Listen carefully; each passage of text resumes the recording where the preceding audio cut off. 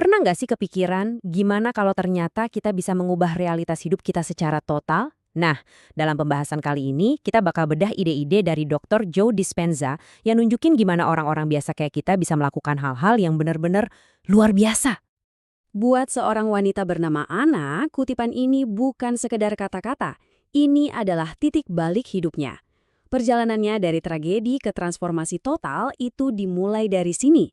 Dan ini menggambarkan sebuah ilmu tentang kemungkinan yang sangat-sangat kuat. Oke, kita mulai dari awal ya. Biar kita paham gimana transformasinya bisa terjadi, kita harus lihat dulu gimana Anna secara biologis bisa sampai terjebak oleh masa lalunya. Semuanya berawal dari satu tragedi. Setelah kehilangan suaminya, tubuh Anna itu dibanjiri hormon stres.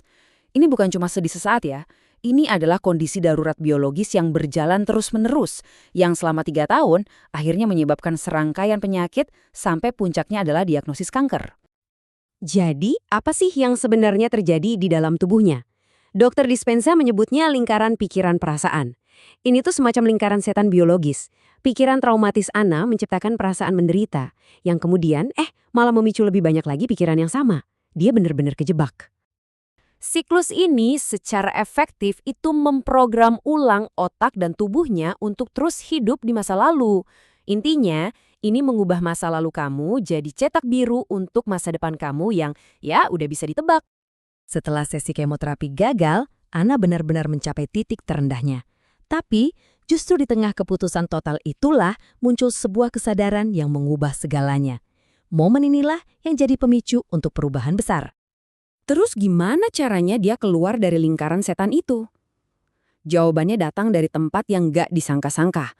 Waktu dia ikut ceramah Dr. Joe Dispenza, Anna dikenalin sama paradigma ilmiah baru yang nawarin jalan keluar. Dia belajar sesuatu yang, radikal banget. Gen kita itu bukan takdir. DNA kita bukan cetak biru yang kaku dan gak bisa diubah.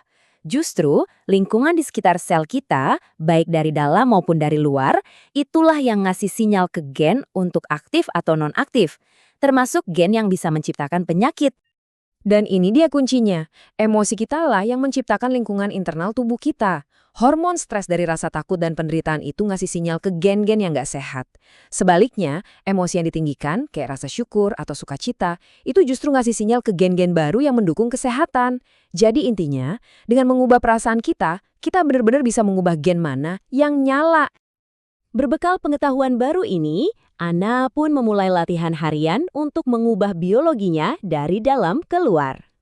Latihannya ini berpusat pada satu konsep besar, mengakses apa yang disebut Dispenza sebagai medan kuantum. Coba bayangin ini kayak sebuah alam potensi murni, sebuah medan energi tak terlihat di mana semua kemungkinan realitas itu udah ada di sana.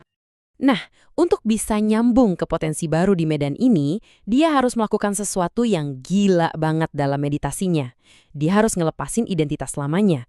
Dia harus melampaui tubuhnya, kepribadiannya, dan seluruh hidupnya yang terikat sama masa lalu. Biar bisa jadi kesadaran murni, yang bebas untuk menciptakan hal baru. Formulanya itu ada 2 bagian. Simple. Pertama, niat yang jelas. Sinyal tentang masa depan kayak apa yang dia mau. Kedua, emosi yang ditinggikan. Muatan magnetik dari rasa syukur atau sukacita yang bakal narik realitas itu ke dia. Intinya, dia ngajarin tubuhnya gimana rasanya masa depan yang baru itu. Setiap hari, dia latihan merasakan emosi dari masa depannya, jatuh cinta sama kehidupan, bahkan sebelum itu semua kejadian. Dan yang luar biasa adalah, tubuhnya, pikiran bawah sadarnya, itu nggak bisa bedain mana pengalaman nyata dan mana emosi yang dia bayangkan. Dia secara biologis mengondisikan dirinya ke pikiran yang baru.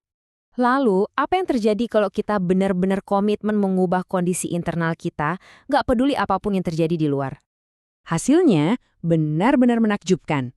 Kurang dari 3 tahun sejak diagnosisnya, tubuh Anna sembuh total. Tumornya hilang, tes darahnya bersih, nggak ada penanda kanker sama sekali. Secara biologis, dia jadi orang baru. Kisah Anna ini mungkin kedengarannya kayak keajaiban ya. Tapi ini bukan cuma cerita doang. Tim peneliti Dispenza udah mendokumentasikan perubahan fisiologis yang nyata dan bisa diukur yang terjadi selama latihan-latihan ini. Ini bukan cuma teori. Coba lihat ini. Dalam sebuah studi, para peserta berhasil ningkatin protein kunci sistem imun mereka hampir 50%, cuma dalam 4 hari.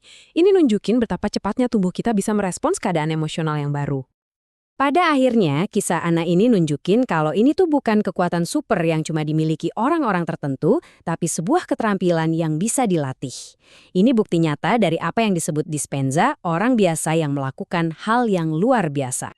Dengan mengubah cara berpikir, bertindak, dan merasa, anak itu secara harfiah jadi orang yang berbeda. Kisahnya ninggalin kita dengan satu pertanyaan yang kuat buat direnungkan. Kalau kepribadian kita yang menciptakan realitas pribadi kita, kita mau milih jadi siapa besok?